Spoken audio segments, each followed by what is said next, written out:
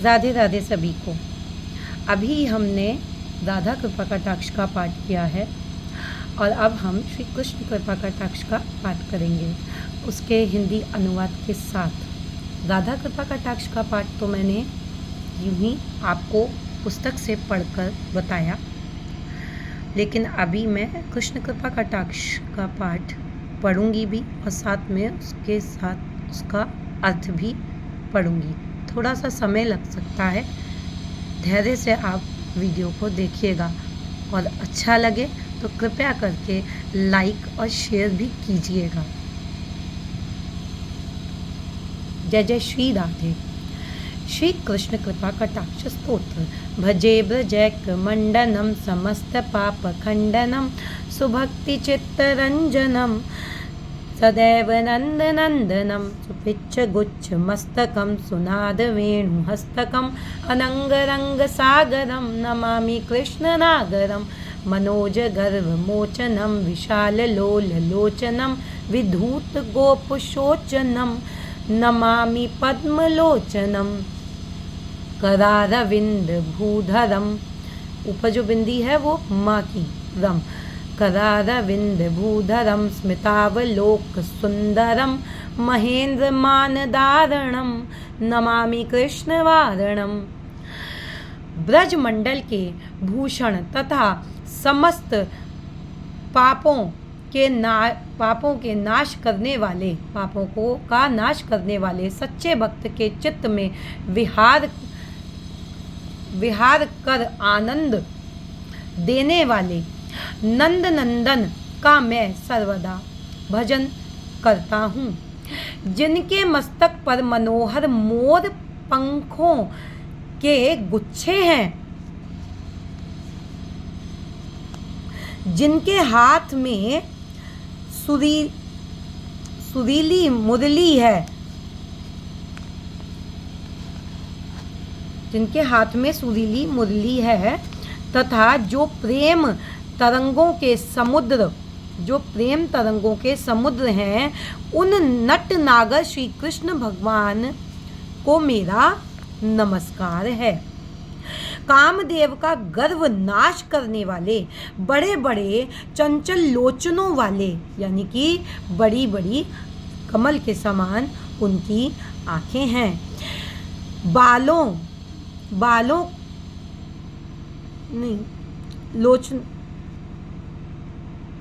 बड़े बड़े चंचल लोचनों वाले ग्वाल बालों का शोक नष्ट करने वाले कमल लोचन को मेरा नमस्कार है। कमल लोचन यानी कि कमलों जैसे नेत्रों वाले भगवान श्री कृष्ण को मेरा नमस्कार है। कर कमल यानी कि उनके हाथों में, उनके करों में, कर यानी कि हाथ, कर कमल मतलब भगवान का श्री अंग, जो भी अंग हैं वो कमल के समान माने जाते हैं, कहे जाते हैं।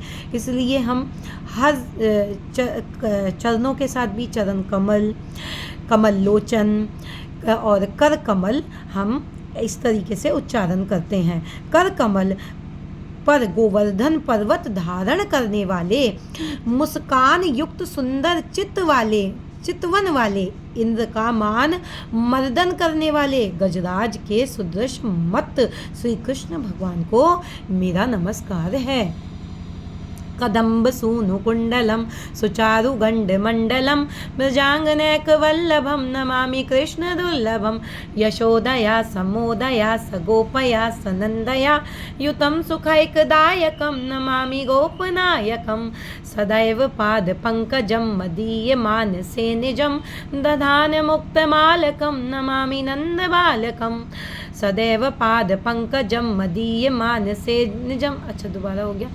समस्त दोष शोषणम समस्त लोक पोषणम समस्त गोपमानसम नमामि नंदलालसम भुवो भरावतारकम भवाब्धि आधा बा है आगे से मात्रा जाएगी धा में। भवाब्धि कर्णधारकम यशोमति किशोरकम नमामि चित्तचोरकम दिगंत कांत भंगिनम सदा सदा लिसंगिनम दिने दिने नवम नमम नमामि नंद संभवम गुणाकरम सुखाकरम कृपाकरम कृपापरम सुर। यह है सुर द्विष। द पैर में है, पैर में वाह है, दा के पैर में वाह है, तो सुर द्विष शाह आगे पेट कर आ गया। सुर द्विष निकंदनम, ना दो बार है, आधा ना पूरा ना, इसलिए हम जोर पे डालेंगे निकंदनम। सुर द्विष निकंदनम नमामि गोपनंदनम नवीन गोपनागरम नवीन केलिलम पटम नमामि मेघ सुंदरम तड़ित प्रभाल सत्पटम। अभी हम इसका अर्थ पढ़ते हैं। कदम्ब पुष्पों के कुंडल धारण करने वाले अत्यंत सुंदर गोल कपोलों यानी कि गालों वाले गोल गोल गाल हैं उनके। ब्रजांगनाओं के प्रियतम, जो कि ब्रजांगनाएं हैं, ब्रज की जितनी भी गोपियां हैं उनके प्रियतम हैं। परम दुर्लभ, जो कि बहुत दुर्लभ, मतलब परम दुर्लभ, दुर्लभ से भी दुर्लभ हैं, वह इतनी आसानी से किसी को नहीं प्राप्त होते हैं।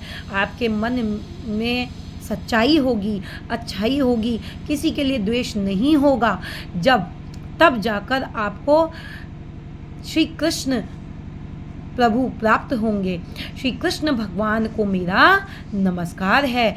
ग्वाल बालम और श्री नंदराय जी की, नंदराय जी यानी कि नंद बाबा, उनके पिताजी के सहित मोदमयी यशोदा जी को आनंद देने वाले, यशोदा जी को उन्होंने आनंद प्रदान किया, ममता प्रदान की पुत्र के लिए। जब वो यशोदा जी की गोद में आए तो उनको ममता का एहसास हुआ, क्योंकि उनके पास कोई भी बालक नहीं था। और जब स्वयं भगवान उनकी गोद में आए, उनके पुत्र बनकर देने वाले, इसलिए कहा गया है यशोदा जी को आनंद प्रदान करने वाले। श्री गोप नायक को मेरा नमस्कार है। मेरे हृदय में सदा आपके चरण कमलों को स्थापन करने वाले सुंदर घुंघराली, अतिशय यानी कि बहुत ज़्यादा घुंघराले वाले हैं उनके, अलकों वाले, और अलके यानी कि आपकी जो बालों के लच्छे से बनते हैं ना, जिनको आप क्या कहते हो, लट बोलते हो, लटें वाले, अलकों वाले नंदलाल को मैं नमस्कार करता हूँ। समस्त दोषों को भस्म कर देने वाले, समस्त लोकों का पालन करने वाले, समस्त गोप कुमारी के हृदय, समस्त गोप कुमारों के हृदय में तथा श्री नंद राय जी की वात्सल्य लालसा के आधार, उनके वात्सल्य लालसा के आधार हैं। वात्सल्य का जैसे कहते हैं ना कि सेंटर ऑफ अट्रैक्शन हो गया ना, तो उनके वात्सल्य के आधार हैं। उनका एक ही पुत्र है, श्री कृष्ण है, जो कि स्वयं भगवान श्री कृष्ण है, पर ब्रह्म उनके पुत्र बन के आए, को मेरा नमस्कार है। भूमि का भार उतारने वाले, भव सागर से तारने वाले, कर्णधार श्री यशोदा किशोर चित्त चोर को मेरा नमस्कार है। कमनीय कटाक्ष चलाने वाले, एकदम किसी को अपने वश में कर लेते हैं, ऐसे उनके कटाक्ष पूर्ण, मतलब उनके कमनीय कटाक्ष हैं, ऐसे उनके नेत्र हैं, चंचल नेत्र हैं, और नशीले जैसे खींच लेते हैं अपनी ओर, चलाने की कला में प्रवीण हैं, सर्वदा दिव्य सखियों से सेवित रहते हैं, नित्य नए नए प्रतीत होने वाले हैं, हमेशा नए ही लगते हैं। नंदलाल को मेरा नमस्कार है। गुणों की खान है वह, आनंद निधान है, कृपालु देवताओं के शत्रु दैत्यों के नाशक गोप नंदन को मेरा नमस्कार है। समस्त गोप मोहनम हृदम्बुजय कमोदनम नमामि कुंज मध्यकम प्रसन्न भानुशोभनम निकाम कामदायकम दिगंत चारुसायकम रसाल वेणुगायकम नमामि कुंजनायकम विदिग्ध गोपी कामनो मनोज्ञ तल्पशायनम नमामि कुंज कानने प्रवृद्धि वैनिपायनम किशोर कांति रंजितम दिगंजनम सुशोभितम गजेन्द्र मोक्षकारिणम नमामि श्री विहारिणम यदा तदा यथा तथा तथैव कृष्ण सत्कथा मया सदैव गीयताम तथा कृपा विधीयताम प्रमाणितम स्तवद्वयम। देखिए स्त आधा है ना, इसलिए ज़्यादा जोर नहीं डालेंगे। स्त वद्वयम, व द के पैर में है, फिर या के ऊपर भी माँ की बिंदी, ठीक है। ऐसी वा पे भी माँ की बिंदी है तो स्तवद्वयम पठन्ति प्रातरुत्थिता त एव नंद नंदनम मिलन्ति भाव संस्थिता। हे नवीन गोप सखा नटवर नए नए खेल खेलने के लिए ललाहित घनश्याम अंगों वाले, यानी कि घनश्याम आपके बादलों जैसे रंग है उनका, बिजली सुदृश सुंदर पीताम्बर धारी श्री कृष्ण पीताम्बर को धारण करने वाले हैं को मीरा पीताम्बर को धारण करने वाले, हे श्याम जैसे रंग वाले, हे पीताम्बर को धारण करने वाले श्री कृष्ण, मुझे वो आपको मेरा नमस्कार है। समस्त गोपों को मोहित करने वाले, हृदय कमल को प्रफुल्लित यानी कि आनंद प्रदान करने वाले, निकुंज के बीच में विराजमान, निकुंजों में ही रहते हैं श्री कृष्ण भगवान, प्रसन्न मन सूर्य के समान प्रकाशमान श्री कृष्ण को मेरा नमस्कार है। संपूर्ण अभिलाषित कामनाओं को पूर्ण करने वाले, वाणों के समान चोट करने वाली चितवन वाले, ऐसा चित्त है भगवान का जो कि आपको घायल ही कर दे। अगर भगवान अपनी ओर किसी को खींचना चाहें तो पल भर में आप घायल हो जाएंगे, यानी कि आपका मन घायल हो जाएगा, हृदय उन पे ऐसा आएगा, अटकेगा कि फिर आप छुड़ा नहीं सकते। मधुर मुरली में गीत गाने वाले निकुंज नायक, यानी कि निकुंज के हीरो को मैं, निकुंज नायक को मैं अपना नमस्कार करता हूँ। चतुर गोपिकाओं के मन की मनोरथ शैया पर शयन करने वाले, यानी कि गोपियों के मन में क्या है वह सब जानते हैं, उसी की शैया पे, मन की शैया पे शयन करते हैं, सदैव उनके मन में विराजमान रहते हैं। इससे ये मतलब है कुंज भवन में बड़ी हुई विरह अग्नि को पान करने वाले, कुंज भवन में बड़ी हुई विरह अग्नि, यानी कि गोपियाँ क्या करती हैं, गोपियाँ सदैव इनकी विरह में डूबी रहती हैं, तो उस अग्नि का पान करते हैं और गोपियों को आनंद प्रदान करते हैं। किससे आनंद प्रदान करते हैं? अपने दर्शनों से आनंद प्रदान करते हैं।